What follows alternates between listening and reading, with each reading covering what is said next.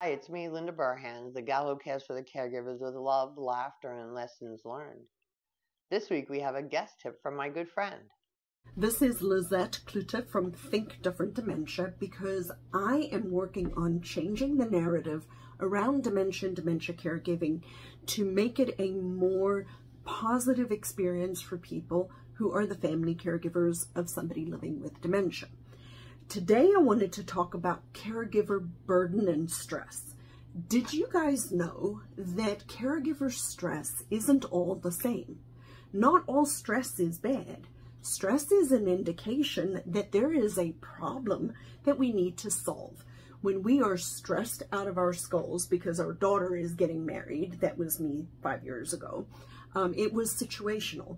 There was something going on. There was something absolutely different in our lives in that. That is different stress than, say, a caregiver stress.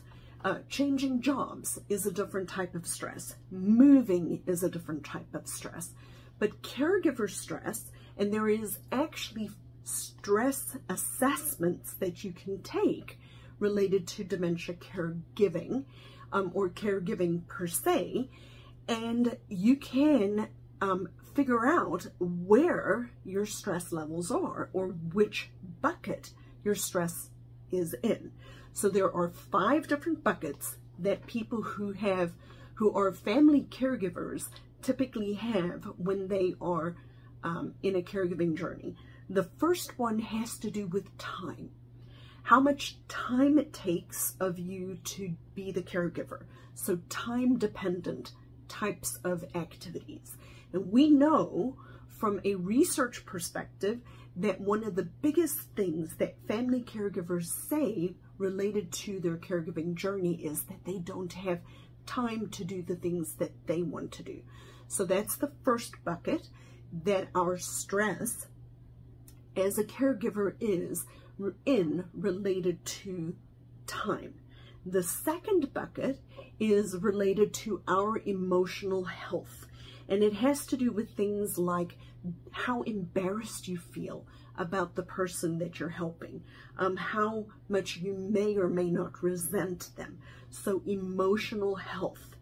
The third bucket has to do with your physical health, right? So being able to sleep enough, being able to go exercise, being able to eat well. That is the third bucket that people who are caregivers, that their stress can be in.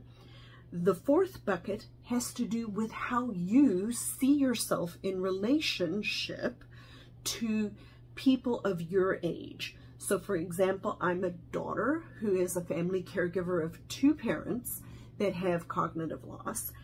I'm 54 in September. How do I see or perceive myself in relation to my peers? So if I think 54-year-old women should be grandmothers, being able to travel with their spouses or whatever, and I'm not able to do that, and it makes me feel resentful because I'm not up to par with the people who are around me, that is what they are meaning. Talking about missing out on life.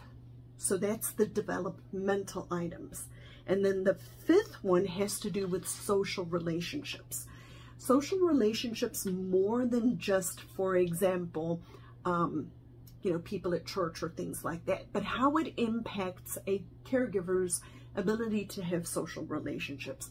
What I found interesting as I was using this to prepare for another presentation that I'm doing is that 60% of caregivers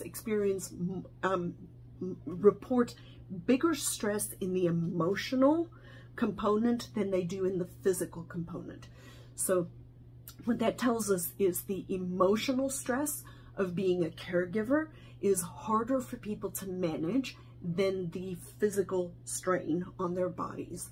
If you're interested in doing this quiz, it's on my website, thinkdifferentdementia.com/quiz.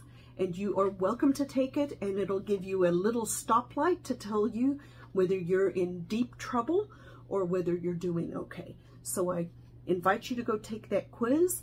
Yet again, my name is Lizette Klute from Think Different Dementia, because I want families to understand that we can do dementia differently. Thanks so much. Tips are invaluable, especially when I have someone on my team to help me out. Tune in next week for another tip sponsored by Arden Courts, where all they do is memory care, and have a delicious day.